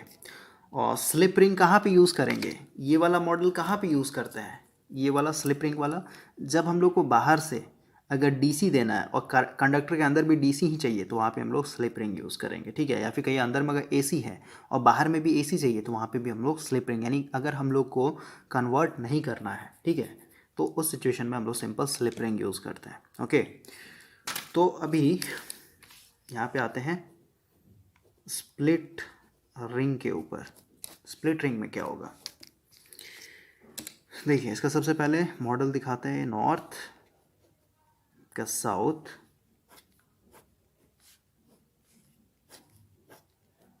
ओके। बीच में आपका ये कंडक्टर है इस तरीके से रखा हुआ, ये मान लेते ए है, इधर मेरा ए डैश हो जाएगा, और ये पहला स्प्लिट रिंग और ये आपका दूसरा स्प्लिट रिंग। यहाँ पे भी देख सकते हैं जो पहला कंडक्टर है ये इस साइड वाले से जुड़ा हुआ है, ठीक है, और ये दूसरा कंडक्टर जो है ये इस वाले स्प्लिट रिंग से जुड़ा हुआ है, और यहाँ पे इस तरीके से ब्रश लगा हुआ रहता है दोनों तरफ ऐसे, ठीक है, इस तरीके से। अब समझिए यहाँ पे ब्रश लगा देते हैं हम लोग, ये हो गया मेरा ब्रश, इधर भी हो गया मेरा ब्रश, और यहाँ से आप इसमें बैटरी दे दीजिए, ठीक है। तो समझिए इसके अंदर क्या होगा, करंट जाएगा इस तरीके से, ये ब्रश अभी क्या है, पॉजिटिव है, यानी इस कंडक्टर के अंदर, यानी कंडक्टर ए के अंदर करंट अंदर तरफ जाएगा, इसमें बाहर की तरफ जाएगा, ओके। यानी ये ब्रश अभी मेरा पॉजिटिव है, ये मेरा नेगेटिव है। समझिए ब्रश का पोजीशन हमेशा फिक्स होता है, जैसे ये रखा हुआ है इस तरीके से, ये तो फिक्स रहेगा ना, ये बस ये ब्रश फिक्स रहेगा, ये बस कंडक्टर इस तरीके से गोल गोल घूमते रहता है, ठीक है। तो मैं इस ब्रश को थोड़ा सा मैं ऊपर उठा के दिखा दूँ, यहाँ पे कैसे दिखाएं, ठीक है, थोड़ा सा ऊपर उठा हुआ रहता है ना भाई, तो अगर घुमाते तो ब्रश का पोजीशन आपको फिक्स लगता है, ठीक है, ये हमेशा फिक्स रहता है ब्रश का पोजीशन, ओके। तो इस मॉडल में ब्रश का पोजीशन फिक्स है। अभी आप देख रहे हैं कि इस वाले में करंट अंदर तरफ जा रहा है, इसमें बाहर तरफ आ रहा है, तो आप देखिए यहाँ पे टॉर्क बताइए किस तरीके से लगेगा। ये फील्ड का डायरेक्शन हो गया, करंट अंदर यानी डाउनवर्ड, यानी यहाँ पे आपका डाउनवर्ड होगा, यहाँ पे अपवर्ड, यानी आपका जो कंडक्टर रखा हुआ है फर्स्ट केस में ये एंटी क्लॉकवाइज डायरेक्शन में, जैसे ये यहाँ पे रखते हैं ना, ये ए लिखा हुआ है यहाँ पे, ठीक है, ए, ठीक है, इस तरीके से आप रखिए, इधर ए है, इधर मेरा ए डैश है, तो क्या होगा, एंटी क्लॉकवाइज डायरेक्शन में घूमने की कोशिश करेगा, ठीक है, ओके।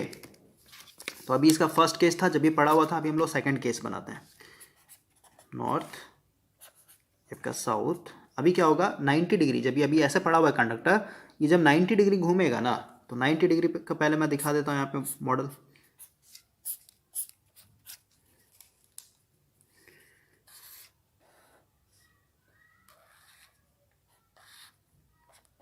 ठीक है, इस तरीके से खड़ा हो गया, घूम गया ये।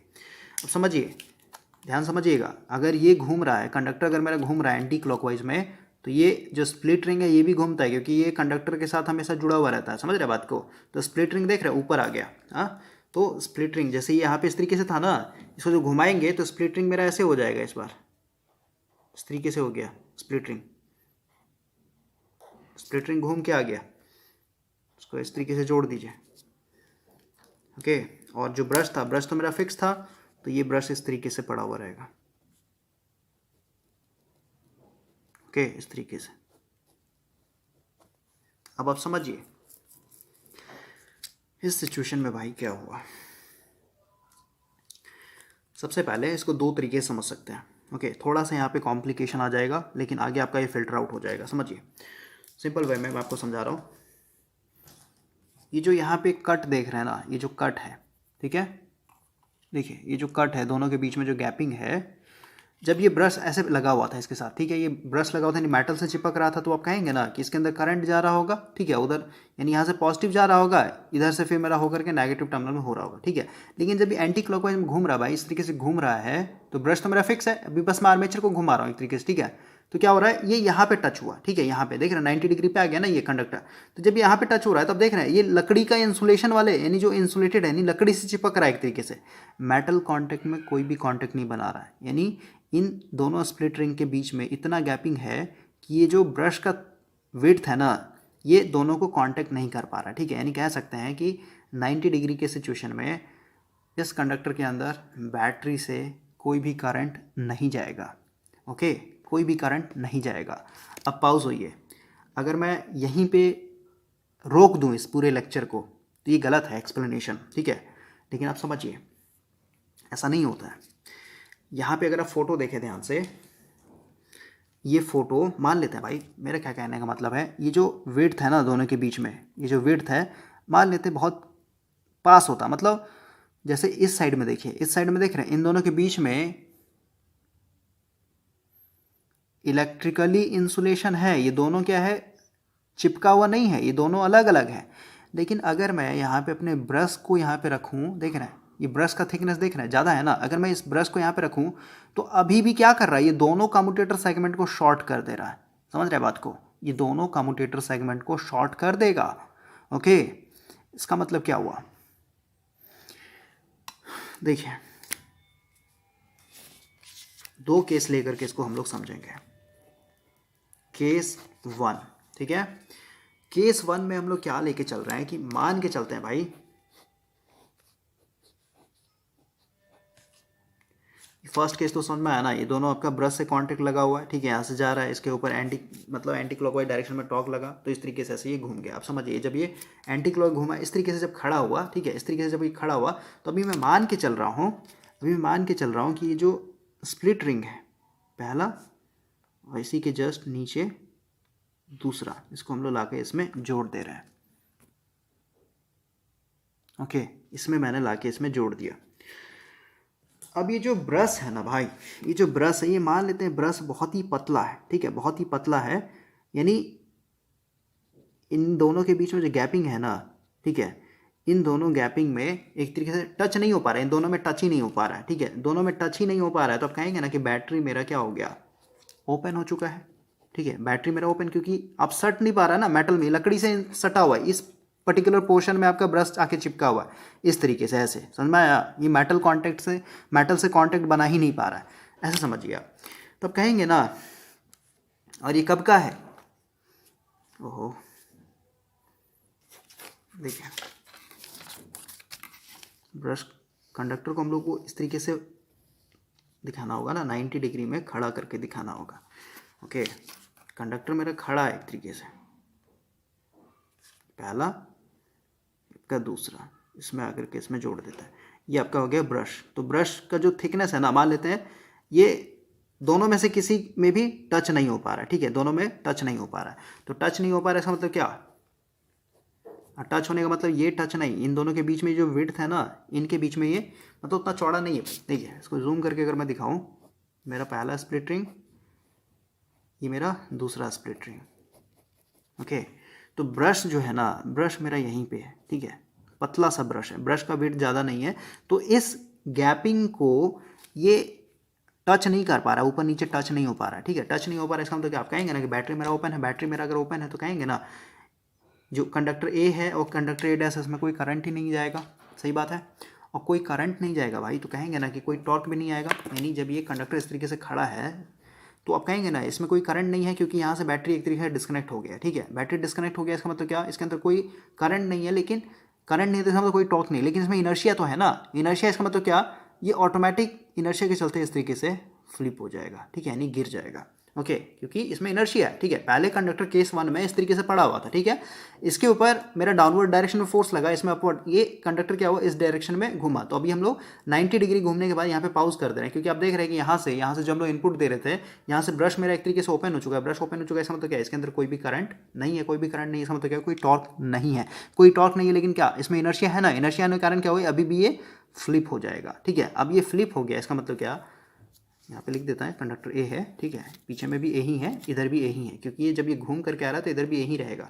ओके, तो अब समझिए, अब इस सिचुएशन में क्या होगा, समझिए, नॉर्थ साउथ फर्स्ट केस में मेरा इसमें क्रॉस था कंडक्टर ए, इधर आपका डॉट था कंडक्टर ए डैश, ठीक है, सुना है, तो इसके चलते इधर फोर्स डाउनवर्ड, इधर फोर्स मेरा अपवर्ड, ठीक है, ये केस 1 का हुआ, ठीक है। केस 2 में आइए, ये नॉर्थ, ये आपका साउथ, ये क्या हो गया 90 डिग्री टॉर्क लगने के कारण ये कंडक्टर ए डैश है और ये कंडक्टर मेरा ए हो गया, ठीक है, समझ में, एंटी क्लॉकवाइज डायरेक्शन में लगा है इसमें टॉर्क, ठीक है। तो अभी इसमें करंट का डायरेक्शन नहीं दिखाएं कभी भी, ठीक ना, ये करंट का डायरेक्शन नहीं दिखाएं क्योंकि इसमें कोई करंट ही नहीं है एक तरीके से एक्चुअली में, ठीक है, क्योंकि ब्रश एक तरीके से कॉन्टेक्ट तोड़ दिया है यहाँ से। ओके, इसमें कोई, ये यहाँ पे क्रॉस मत समझिए, तो मैं इस तरीके से ड्रॉ कर देता हूँ, ठीक ना, इसमें कोई करंट नहीं, इन दोनों में कोई करंट नहीं है, लेकिन फिर भी क्या इनर्शिया है, तो इनर्शिया इसका मतलब क्या केस 3 में आता है। केस 3 में इनर्शिया होने के कारण क्या होगा, इधर नॉर्थ, इधर आपका साउथ, ये जो ए डैश है ये ए डैश आ जाएगा इधर, ठीक है, और ये जो आपका ए है ये आ जाएगा इधर। अब देखते हैं कि जब ये ब्रश, अभी ब्रश क्या था, ऐसे खड़ा था, ठीक है, देखिए फर्स्ट केस में मेरा ये इधर था, एंटी क्लॉकवाइज टॉर्क लगने के कारण ये ऐसा आया, ठीक है, इस डायरेक्शन में क्या होगा, कॉन्टेक्ट टूट गया, कॉन्टेक्ट टूट गया इसमें तो क्या, इसमें कोई करंट नहीं, इसलिए मैंने यहाँ पे कोई भी डायरेक्शन नहीं दिखाया करंट का। लेकिन जब ये फिर इस तरीके से घूमेगा तो कहेंगे ना कि यहाँ पे जो ब्रश रखा हुआ है फिर से ये घूमने के कारण क्या होगा, फिर से ये कॉन्टेक्ट बनाएगा यहाँ पे, समझ रहे हैं, और कॉन्टेक्ट जैसे ही बनाएगा भाई तो आप कहेंगे ना कि इधर वाला जो ब्रश है ये हमेशा क्या है, पॉजिटिव से जुड़ा हुआ है ना, समझ रहे बात को। इसका मतलब क्या हुआ कि अब ये जो कंडक्टर है, यानी इधर कौन सा कंडक्टर, ए डैश, समझ रहे हैं, ए डैश में क्या है, पॉजिटिव, पॉजिटिव कहने का मतलब क्या है, इसमें क्रॉस आ जाएगा, ठीक है, क्योंकि ये प्लस से आके जुड़ गया है, ठीक है, ये प्लस से आके जुड़ा हुआ है, तो इसमें क्रॉस हो जाएगा, इसमें आपका डॉट हो जाएगा। तो अब देखिए, तो इसमें जब क्रॉस होगा मतलब करंट मेरा, यानी इसको अगर मैं दिखाऊं थर्ड केस को, नॉर्थ साउथ कंडक्टर, यहाँ से मेरा प्लस, यहाँ से माइनस, ये मेरा ए डैश है, यहाँ पे मेरा ए है, तो इसमें करंट अंदर, इसमें मेरा करंट बाहर। तो अब देखिए, तो नॉर्थ ये करंट का डायरेक्शन और ये टॉर्क, अगेन मेरा टॉर्क इसमें क्या लग रहा है, डाउनवर्ड लग रहा है, इसमें अपवर्ड लग रहा है, फर्स्ट केस में भी डाउनवर्ड लग रहा था, इसमें भी आपका अपवर्ड लग रहा था। इसका मतलब क्या हुआ कि यहाँ पे बस एक स्प्लिट यानी एक कट डालने से क्या हुआ कि मेरा जो करंट है इस कंडक्टर के अंदर ये उल्टा हो चुका है, समझ रहे हैं, पहले कंडक्टर ए में क्रॉस था, अब यहाँ पे देख रहे हैं कंडक्टर ए में क्या हो गया, अब डॉट हो गया, यानी बाहर की तरफ निकल रहा है यहाँ पे, समझ रहे बात को। अब ए डैश में पहले डॉट था, अब यहाँ पे क्या हो गया, क्रॉस हो गया। इसका मतलब क्या हुआ, करंट भी मेरा, यानी कंडक्टर के घूमने के कारण, 180 डिग्री घूमने के कारण क्या हुआ, ये कंडक्टर के अंदर भी क्या हो गया, करंट एक तरीके से रिवर्स हो गया। करंट रिवर्स हो गया, मतलब क्या, टॉर्क भी मेरा यूनि डायरेक्शन में मिलते रहेगा। किसके कारण मिला हम लोग को, ये स्प्लिट रिंग के कारण मिला। अब यहाँ पे थोड़ा सा पाउज हुई है, थोड़ा सा पाउज हुई है, ओके। देखिए, अब यहाँ से हम लोग का बहुत ही इंपॉर्टेंट कॉन्सेप्ट स्टार्ट हो रहा है। अभी तक जो भी सीखा हम लोगों ने, सबसे पहला सीखा स्लिप रिंग से हम लोग क्या कर रहे हैं, अगर हम लोग डीसी सप्लाई दे रहे हैं, ठीक है, तो कंडक्टर के अंदर डीसी ही जा रहा था, और वही अगर हम लोग एसी देंगे तो हमेशा कंडक्टर के अंदर एसी ही जाएगा। तो सबसे पहला क्वेश्चन आएगा आपके मन में कि जब मेरे को इस कंडक्टर के अंदर, कंडक्टर ए और कंडक्टर ए डैश के अंदर मेरे को एसी करंट ही चाहिए इसमें यूनि डायरेक्शन टॉर्क देने के लिए, तो हम लोग डायरेक्ट यहाँ पे बैटरी की जगह हम लोग एसी सोर्स क्यों नहीं जोड़ दें, क्या इतना झमेला करने की क्या जरूरत है, ठीक है। तो इस क्वेश्चन के ऊपर भी आएंगे कि अगर आप एसी दीजिएगा ना, डीसी मोटर में अगर आप एसी सप्लाई देते हैं तो कभी भी काम नहीं करेगा, ओके। सबसे पहली बात क्यों नहीं करेगा उसके ऊपर बाद में आएंगे, अभी आप समझिए। सेकंड चीज़ समझा हम लोगों ने कि स्लिप रिंग को हटा करके हम लोग यहाँ पे क्या कर रहे हैं, स्प्लिट रिंग लगा रहे हैं, और स्प्लिट रिंग लगाने से क्या हो गया कि अभी जैसे ही मेरा कंडक्टर रोटेट करके फ्लिप हो रहा है, 180 डिग्री फ्लिप हो रहा है, तो फ्लिप होने के साथ साथ क्या हो रहा है, इनका जो कंडक्टर है उनमें भी एक तरीके से करंट का डायरेक्शन रिवर्स हो जा रहा है। यानी कह सकते हैं जब ये कंडक्टर ऐसे पड़ा हुआ था, जैसे ये कंडक्टर ऐसे पड़ा हुआ है अभी, ठीक है, तो अभी एंटी क्लॉकवाइज डायरेक्शन में टॉर्क लगा, अब इस सिचुएशन में क्या होगा, इनमें जीरो हो गया, करंट जीरो हो गया। क्यों, क्योंकि अभी जस्ट मैंने बताया कि यहाँ से आपका जो ब्रश है ये एक तरीके से डिस्कनेक्ट हो गया, ठीक है, तो इसमें जीरो हो गया। अब brush I mean current zero हो गया, लेकिन इसमें इनर्शिया ऐसे चलती है, फ्लिप हुआ तो ऑटोमेटिक, जैसे ही इसने फ्लिप हुआ तो उस दौरान में ऑटोमेटिक क्या हुआ, करंट भी इसका चेंज हो गया। इधर आपका जब पहले अंदर की तरफ था वो बाहर की तरफ हो गया, इधर आपका अंदर तरफ था वो, सॉरी बाहर की तरफ था वो अंदर की तरफ हो गया, ठीक है। यानी आप कह सकते हैं इसके अंदर करंट एक तरीके से एसी नेचर का है। कैसे, क्योंकि पहले आपका क्या था, हाफ पॉजिटिव था, फिर जीरो हुआ होगा, जीरो हुआ यहाँ पे, फिर ऑटोमेटिक क्या हो गया, नेगेटिव हो गया, ठीक है। इसके अंदर एसी है एक तरीके से, ऐसे समझिए आप। अब यहाँ पे मेन बात आता है कि यहाँ पे जो स्प्लिट लगा हुआ है, यानी दोनों के बीच में जो कट लगा हुआ है ना, मान लेते हैं ये जो कट है ये ज़्यादा गैपिंग पे नहीं है, मतलब इन दोनों के बीच में, जैसे मान लेते हैं जो मेरा ब्रश है ना, इस ब्रश का जो विड्थ है ये थोड़ा सा ज़्यादा है, ठीक है। जैसे मान लेते हैं मैं अभी इस साइड वाले को देख के चल रहा हूँ, जैसे मान लेते मेरा विड्थ ज़्यादा होता है, ब्रश का विड्थ ज़्यादा होता है भाई, तो ये दोनों सट जाता ना, समझ रहे बात को। ये दोनों डिस्कनेक्ट कब मैं बोल रहा हूँ, जब आप कहेंगे कि मेरा ब्रश का विड्थ क्या है, बहुत ही पतला है, जैसे ये पेन का नीब, ठीक है, अगर ये यहाँ पे होता, इस पोजीशन पे फिक्स होता, तो कहते हैं ना कि ये लकड़ी पे सटा हुआ एक तरीके से, तो मेरा एक तरीके से यहाँ पे इन दोनों में कोई कांटेक्ट नहीं बना रहा, समझ रहे बात को। इस साइड में भी लकड़ी से सटा रहता है ऐसे, और इस साइड में भी आपका ये लकड़ी से सटा हुआ रहता है इस तरीके से, ठीक है, इधर से भी, ठीक है, और इधर से भी। तो अब कहते हैं कि ये एक तरीके से इलेक्ट्रिकली डिस्कनेक्ट हो चुका है इस पोजीशन पे, राइट। लेकिन ऐसा नहीं होता है भाई, ठीक है, मतलब ब्रश का जो विड्थ होता है ना, वो इतना विड्थ होगा कि दोनों को शॉर्ट करेगा, ठीक है। दोनों को शॉर्ट करने का मतलब क्या है, फोटो से समझते हैं।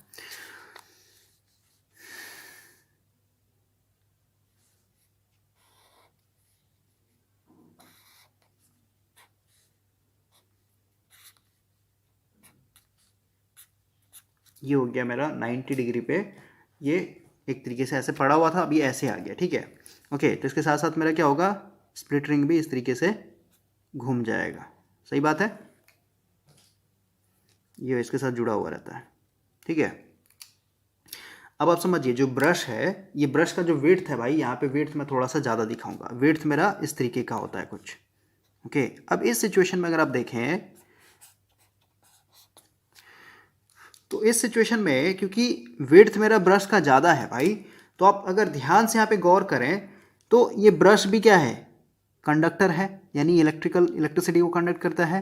ये जो स्प्लिट रिंग है ये भी एक तरीके से लोहे का है, यानी ये भी एक तरीके इलेक्ट्रिसिटी को कंडक्ट करता है, ये भी ब्रश कंडक्ट कर रहा है। तो आप अगर आप ध्यान से देखें तो ये जो लूप बनेगा ना, यहाँ से इस तरीके से, इस तरीके से, इस तरीके से, इस तरीके से, इस तरीके से, समझ में आया? ये फिर इस ब्रश से होते हुए फिर ये, क्योंकि ये पूरा शॉर्ट हो गया एक तरीके से, ये दोनों स्प्लिट रिंग शॉर्ट हो गया, क्योंकि ब्रश देख रहे हैं दोनों में आकर के चिपका हुआ है, ब्रश का विड्थ इतना ज़्यादा है कि ये दोनों कम्यूटेटर सेगमेंट को शॉर्ट किए हुए हैं, ओके। तो आप कहेंगे ना कि ये पूरा इस तरीके से क्लोज लूप बन गया, समझ रहे हैं, ये शॉर्टेड पाथ है एक तरीके से, ओके। इस तरीके से आपका पूरा का पूरा शॉर्टेड पाथ हो गया, क्यों? क्योंकि ये ब्रश एक तरीके से इसको पकड़े हुए, दोनों को चिपका लिया अपनी तरफ से। और भाई जो अभी वाला मैंने आपको मॉडल समझाया उसमें क्या था, उसमें ये बताया मैंने आपको, ये जब ये 90 डिग्री पे इस तरीके से आया ब्रश, ओके, तो ये जो स्प्लिट रिंग है इनके बीच में जो ब्रश का विड्थ है ना, ये बहुत ही पतला है, ठीक है, बहुत ही पतला है, ओके। तो बहुत ही पतला है, इसका मतलब क्या हुआ कि इस सिचुएशन में ये दोनों को शॉर्ट कर ही नहीं पाए, इसका मतलब थोड़ा सा आगे कर लेते हैं और इस तरीके से, ओके। इसका मतलब क्या हुआ, ये दोनों चिपका नहीं, इन दोनों में चिपका नहीं, इसका मतलब क्या, ये बैटरी डिस्कनेक्ट था, बैटरी डिस्कनेक्ट था, इसका मतलब क्या, सीधी सी बात है, ये एक तरीके से डिस्कनेक्ट हो चुका है, इसका मतलब क्या है, इन दोनों कंडक्टर में करंट 0 है, कोई करंट नहीं है इसमें, ठीक है, और कोई करंट नहीं है, इसका मतलब क्या, जब ये अपोजिट फ्लिप करेगा, तो जब फ्लिप किया तो फिर से क्या हुआ, ये जब ये घुमा उस डायरेक्शन में, तो ये क्या होगा, फिर ये आकर के इसमें चिपका, ठीक है। तो ये भी बना देते हैं, ये आपका इस तरीके से फ्लिप हो गया, तो ये अब कंडक्टर क्या हो रहा है, इस तरीके से आपका आ गया, ठीक है। अब जाकर के यहाँ पे ब्रश में ये कांटेक्ट बना रहा है, उसके चलते आपका इसके अंदर करंट फिर फ्लो हो रहा है। उस बेसिस पे आप देख रहे थे कि एक में फिर से मतलब रिवर्स हो गया, लेकिन प्रैक्टिकल केस में ऐसा नहीं होता है। प्रैक्टिकल केस में विड्थ का जो थिकनेस होता है ना, आई मीन ब्रश का जो विड्थ होता है भाई, ये इतना ज़्यादा होता है कि दोनों कम्यूटेटर सेगमेंट को शॉर्ट कर देगा, समझ रहे हैं। तो इस सिचुएशन में क्या होगा, ये सोचने वाली बात है, ये बहुत ही इंपॉर्टेंट क्वेश्चन है कि इसमें कैसे होगा। यहाँ पे आप देखिएगा अगर ध्यान से, अगर ये शॉर्ट हो गया, ये पूरा शॉर्ट हो गया, तो कहिएगा ना कि पूरा ब्रश ही मेरा शॉर्ट है, ओके। जैसे आप समझिए ये मेरे पास एक बैटरी है, ये प्लस और ये माइनस, ठीक है, ओके।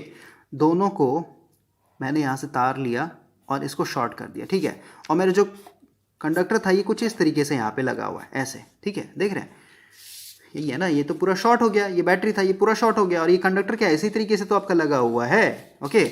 इसका मतलब क्या हुआ भाई कि इस कंडक्टर के अंदर कोई करंट आएगा क्या, सीधे सीधे बताइए। तो ये तो कुछ नहीं ना, ये तो दोनों जुड़ा हुआ है, जैसे भाई ये प्लस था, ये माइनस था, ठीक है, ऐसे समझिए।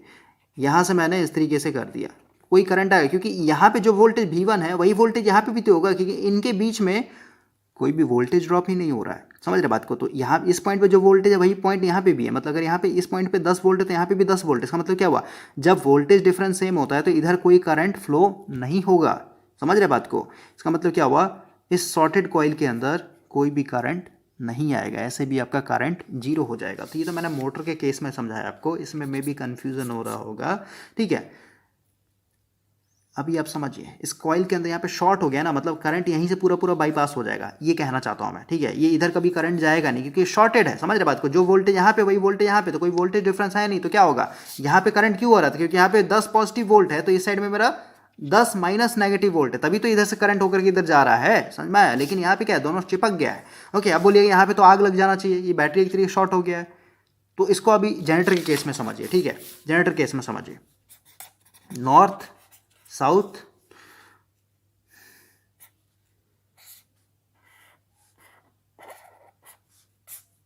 ठीक है, इस तरीके से 90 डिग्री पे है ये। ओके, और 90 डिग्री पे आपको पता है कि 90 डिग्री पे कहने का मतलब क्या हुआ भाई, जैसे ये कंडक्टर ऐसे पड़ा हुआ, ठीक है, अगर ये 90 डिग्री पे खड़ा कीजिएगा तो क्या होगा, ये खड़े वाले स्टेट में, यानी इस पॉइंट पे क्या होता है, मैग्नेटिक फील्ड जीरो होता है। ये जो पॉइंट है, ठीक है, ये जो पॉइंट है मैंने लिखा है यहाँ पे magnetic field zero, B equal to zero. समझ रहे बात को? तो अभी आप समझिए, नॉर्थ साउथ कंडक्टर जब इस तरीके से पड़ा हुआ होगा, तो क्योंकि ये मेन मैग्नेटिक फील्ड में पड़ा हुआ है, ये ए जो है मेन मैग्नेटिक नॉर्थ पोल में पड़ा हुआ है, ए डैश मेरा साउथ पोल में पड़ा हुआ है, तो जब ये एंटी क्लॉकवाइज डायरेक्शन में घूमेगा तो सीधी सी बात है बहुत ज़्यादा मैग्नेटिक फील्ड को कट करेगा, तो क्या होगा, इसमें ईएमएफ इंड्यूस्ड होगा। सही बात है। लेकिन जब ये खड़ा होगा इस तरीके से, जब ये खड़ा होगा 90 डिग्री पे खड़ा हो जाएगा, तो क्योंकि अब ये ऊपर में कोई मैग्नेटिक फील्ड नहीं है ना, समझ रहे बात को, कोई मैग्नेटिक फील्ड नहीं है, तो आप कहिएगा ना कि यहाँ पे कोई ईएमएफ भी इंड्यूस नहीं होगा क्योंकि यहाँ पे B जीरो है। समझ रहे हैं? तो यहाँ पे ऐसे समझिए, और अगर ये चीज़ अभी यहाँ पे नहीं समझ में आ रहा है तो इसको हम लोग और आगे जा कर के देखेंगे। ओके, ये आपका यहाँ पे ब्रश शॉर्ट कर दिया दोनों को, ठीक है, दोनों को शॉर्ट कर दिया। यहाँ पे मान लेते हैं लोड लगा हुआ है हम लोग का। ओके, तो अभी आप समझिए, क्योंकि ये जो कंडक्टर है अभी, ये कंडक्टर कहाँ है, उस वाले मैग्नेटिक फील्ड में जहाँ पे B ही मेरा जीरो है, magnetic field density zero. Magnetic field density zero मतलब क्या, फ्लक्स ही मेरा जीरो, क्योंकि ये कंडक्टर अभी क्या है, खड़ा है 90 डिग्री पे परपेंडिकुलरली खड़ा है, ठीक है। ओके, तो इसके अंदर जब कोई ईएमएफ इंड्यूस नहीं होगा, सीधी सी बात है भाई, कोई ईएमएफ इंड्यूस नहीं हुआ तो क्या इधर कोई करंट आएगा, बोलिए, लोड की तरफ कोई करंट आएगा? नहीं आएगा। समझ रहे हैं? इसका मतलब क्या हुआ, समझिए, नॉर्थ साउथ एक कंडक्टर मैंने यहाँ पे रखा हुआ है, ठीक है, समझे। जब मैं नॉर्थ से इसको सीधे सीधे यहाँ पे लेकर के जा रहा हूँ, मान लेते ये वो पॉइंट है जहाँ पे मेरा B जो है जीरो है, क्योंकि नॉर्थ और साउथ के बीच में एक ऐसा पॉइंट होता है जहाँ पे मेरा B जीरो हो जाता है, ठीक है। जब मैं नॉर्थ से साउथ की तरफ जाऊँगा तो सीधी सी बात है, मान लेते हैं इसमें क्या होगा, इस तरीके का पॉजिटिव साइकिल जनरेट हुआ। अब B पे जब पहुँचा, यानी यहाँ पे जब इस पोजीशन पे पहुँचा, इस पर्टिकुलर पॉइंट पे पहुँचा, तो B ये क्या हो जाएगा, B मेरा जीरो तो फ्लक्स भी मेरा जीरो। समझ रहे हैं? फ्लक्स जीरो तो EMF भी जीरो, इसलिए मैंने EMF जीरो कर दिया। टाइम हो गया ये आपका EMF का हो गया एक तरीके से इक्वेशन, ठीक है, यहाँ पे जीरो हो जाएगा, ठीक है। वही मैं बताना चाहता हूँ कि जब ये इस तरीके से था तो इसमें जब ये ऐसे आ रहा है धीरे धीरे 90 डिग्री घूमता, उस समय तो EMF होगा, इसमें लोड तक पहुंचाएगा। लेकिन जब ये इस तरीके से खड़ा हो जाएगा तो क्योंकि यहाँ पे B मेरा जीरो है, B मेरा जीरो, तो कहने का मतलब इसके अंदर EMF जीरो, इसका मतलब क्या है, भले ही शॉर्टेड है लेकिन इसके अंदर कोई करंट नहीं है, कोई करंट नहीं है, तो क्या होगा, इधर लोड के पास भी कोई नहीं जाएगा, भले ही शॉर्टेड है। ये देख रहे हैं, दोनों ब्रश मिल करके इस कम्यूटेटर सेगमेंट को शॉर्ट कर दिया। शॉर्ट करने का मतलब क्या, ये पूरा पूरा इस तरीके का आपका लूप बना हुआ है, ओके, इस तरीके से शॉर्टेड है।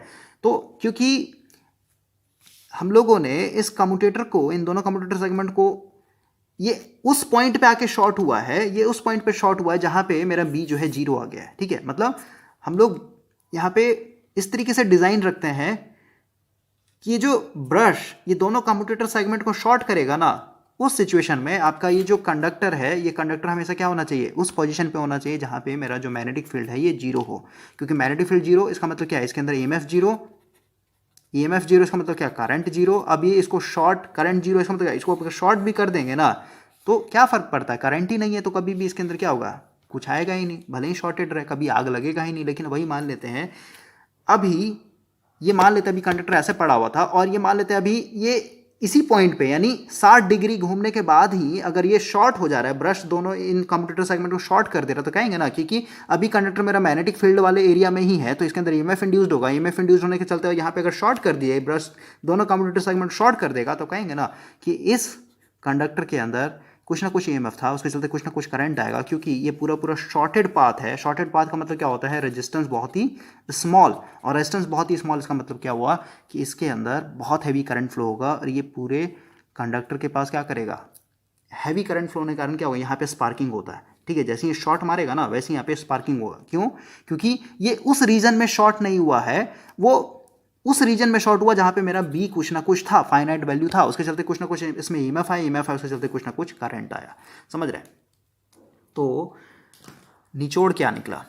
निचोड़ ये निकला भाई, देखिए थोड़ा सा भाई कॉम्प्लिकेटेड है ये। निचोड़ ये निकला कि जो मेरा कॉइल है, ठीक है, या फिर कहिए जो कंडक्टर है मेरा, सबसे पहले ब्रश की बात करते हैं। ब्रश का जो विड्थ होता है, ठीक है, ये इस तरीके से होगा, जैसे मैं प्रैक्टिकल में दिखा देता हूँ, मे बी आपको यहाँ पे दिखे, देख रहे हैं यहाँ पे ये जो है ना, ये पोर्शन लगा हुआ दोनों तरफ, ये ब्रश है इसके लिए, ओके।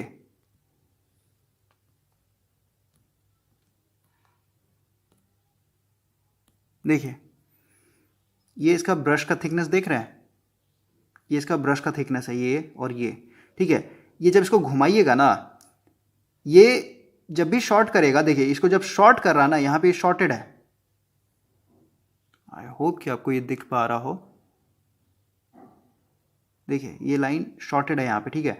जब ये शॉर्ट करेगा ना, ब्रश का विड्थ इतना ज़्यादा होता है, मतलब कहने का मतलब क्या है भाई कि ब्रश का विड्थ इतना ज़्यादा होता है कि कम्यूटेटर सेगमेंट, दोनों कम्यूटेटर सेगमेंट को क्या करेगा? ये शॉर्ट कर देता है, ठीक है, समझे? ये दोनों को हमेशा शॉर्ट करेगा। लेकिन जब ये शॉर्ट कर रहा है, तो ये जो कंडक्टर है, दोनों से जो कंडक्टर है, ये हमेशा क्या होना चाहिए?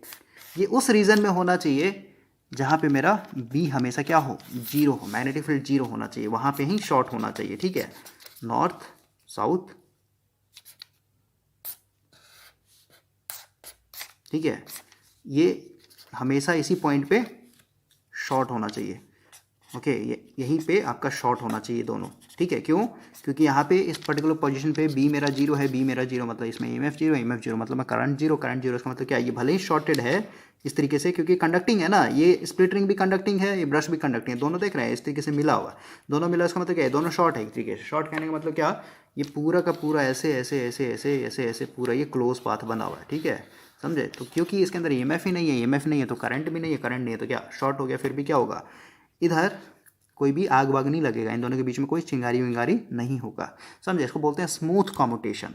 और इसे बहुत ही बेसिक लेवल पे समझा रहा हूँ, अभी हम लोग पूरे डेप्थ में जाएंगे, ओके। ये तो बहुत ही सिंपल लेकर के चल रहा हूँ मैं, अभी पूरा हम लोग जो लैप वाइंडिंग ये सब पढ़ा, वाइंडिंग को लेकर के चलते हुए चलेंगे, ठीक है। तो यहाँ से आपको दो चीज़ समझ में आए, जो स्प्लिट रिंग होता है, स्प्लिट रिंग, ठीक है, इसको ये में भी थोड़ा सा डाउट क्रिएट करे आपके मन में, लेकिन ये शॉर्ट आउट हो जाएगा भाई, हम लोग प्रॉपर वे में, ये तो बहुत ही मतलब क्रूड डायग्राम लेकर के समझ रहे हैं। बस इतना समझिए, जो विड्थ का, सॉरी ब्रश का जो विड्थ होता है ना, इतना होता है कि दोनों को एक साथ शॉर्ट करेगा, ठीक है, समझे? लेकिन जब शॉर्ट करेगा तो शॉर्टेड कंडीशन के दौरान जो कॉइल होना चाहिए हमेशा क्या होना चाहिए?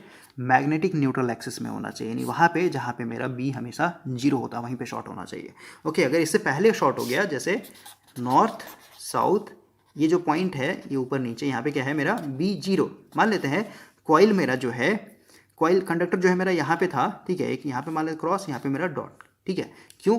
क्योंकि ये बी पे अभी नहीं पहुंचा, ठीक ना, जिसमें कुछ ना कुछ करंट होगा। इस सिचुएशन में अगर शॉर्ट हो गया, यानी यहाँ पे अगर कम्यूटेटर दोनों शॉर्ट कर गया, और क्योंकि यहाँ पे देख रहे हैं क्रॉस और डॉट दिखाया, क्योंकि ये रीजन देख रहे हैं, अभी ये जो रीजन है इतना दूर में क्या होता है? मैग्नेट होता है, कुछ ना कुछ बी होगा, ठीक है। इस सिचुएशन में अगर शॉर्ट हो गया तब कहेंगे ना कि बहुत ही हैवी करंट फ्लो होगा। हैवी करंट फ्लो होने के कारण क्या होगा? यहाँ पे इस कम्यूटेटर के पास, फिर ब्रश के पास हमारा चिंगारी लगता है, ठीक है, चिंगारी निकलेगा, ठीक है। तो ये सब हमारे ब्रश और कम्यूटेटर सेगमेंट को एक तरीके से क्या करता है? डैमेज करता है, ओके। तो ये एक बेसिक इंट्रोडक्शन था। अब हम लोग नेक्स्ट लेक्चर में बात करेंगे इसी चीज़ को पूरा डेप्थ में। और यही अगर आपके मन में क्वेश्चन आ रहा होगा बैटरी के केस में, यानी मोटर के केस में, जैसे ये कंडक्टर हो गया,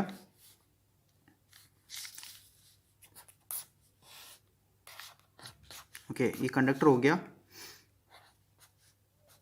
कम्यूटेटर हो गया और ये आपका बैटरी यहाँ पे शॉर्ट हो गया, ठीक है, यानी दोनों ब्रश ने इसको शॉर्ट कर दिया। तब बोलिएगा ना यहाँ पे जो आपने बैटरी लगा रखा था इसमें तो आग लग जाना चाहिए क्योंकि शॉर्ट हो गया एक तरीके से, तो इसको भी हम लोग डिस्कस करेंगे। ओके, एक क्वेश्चन और आ रहा होगा आपके मन में कि हम लोग यहाँ पे डायरेक्ट एसी क्यों नहीं दे देते हैं, यहाँ पे बैटरी लगाने क्या मतलब, एसी दे देते हैं डायरेक्ट। तो भाई अगर एसी ही दे दीजिएगा या फिर इस पर बात करेंगे भाई, ठीक है, इस पर भी बात करेंगे, बहुत सारा क्वेश्चन आएगा, बहुत सारा कन्फ्यूजन होगा, एक एक करके हम लोग समझेंगे, एक ही लेक्चर में डिस्कस करना पॉसिबल नहीं है। तो नेक्स्ट लेक्चर में हम लोग इसी कॉन्सेप्ट को ही जो शॉर्ट कर रहा है ना, इससे कैसे हम लोग, यानी कैसे हम लोग का कम्यूटेटर एक तरीके से इस सिचुएशन में काम करता है, ठीक है, ये समझ में आएगा। ये क्रूड डायग्राम से कभी भी समझ में नहीं आने वाला है। तो नेक्स्ट लेक्चर में हम लोग कुछ इस तरीके से समझेंगे। देखिए यहाँ पे पूरा का पूरा वाइंडिंग के थ्रू करके समझाया गया है, तो इस पे हम लोग बात करेंगे।